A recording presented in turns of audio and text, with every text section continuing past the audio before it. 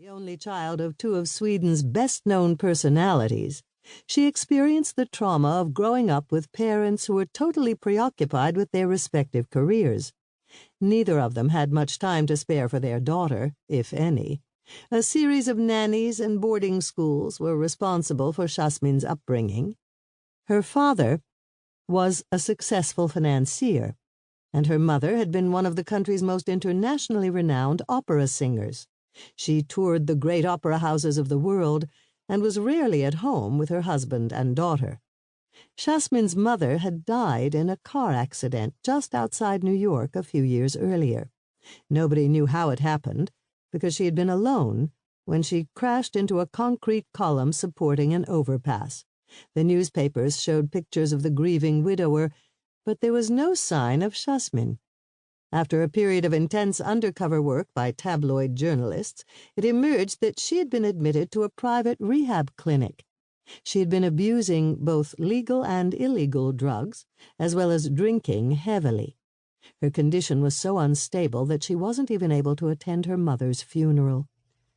The trigger for the abuse was rumored to be her divorce from husband number 2 6 months earlier.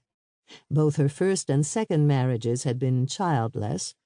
The press got plenty of headlines out of the tragedy, reveling in the misery of such a powerful family.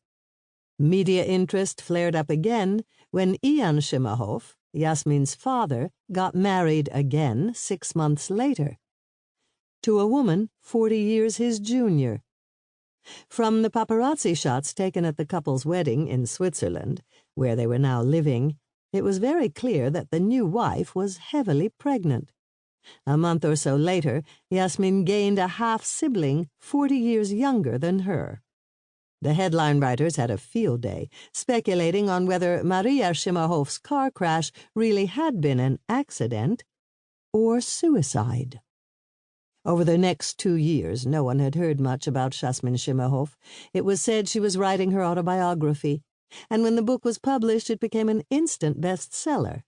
Everyone wanted to know what life had really been like behind the stylish facade of the enormous villa in Örgryte. A number of reviews may have hinted that the use of language was poor, the descriptions of the characters somewhat flat, and the narrative style rather clumsy, but people didn't care.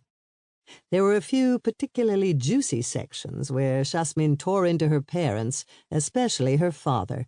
It was clear from the book that he had lavished money on his daughter, but had given her neither his time nor his love. She wrote candidly about her father's many affairs, and how her mother had hit back with her own indiscretions. The book sold like hotcakes. The following year, Jasmin bought an apartment in Vasastan, in the same building where Maud lived. It was the only apartment on the ground floor. It had a special entrance at the foot of the elaborate marble staircase in the lobby, and its windows looked out onto both the street and the backyard. With the permission of the Housing Association Board, the previous owner had built a small glassed-in terrace at the back.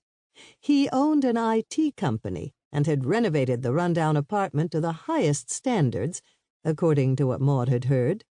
When he married and the couple was expecting their first child, he sold the place to Jasmin Szymahoff and moved to a delightful house by the sea. Among other reasons, Jasmin wanted the apartment because it was fairly large, around 450 square feet. After the success of her autobiography, she had decided to embark on a new career. She was going to be an artist. Several walls were knocked down in order to make room for a substantial studio. Jasmin wanted to create large installations and needed space.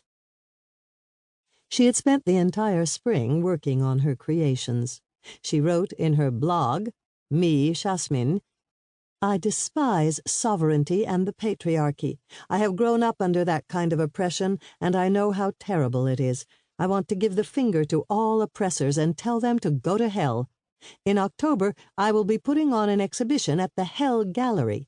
Come along and see my new pieces.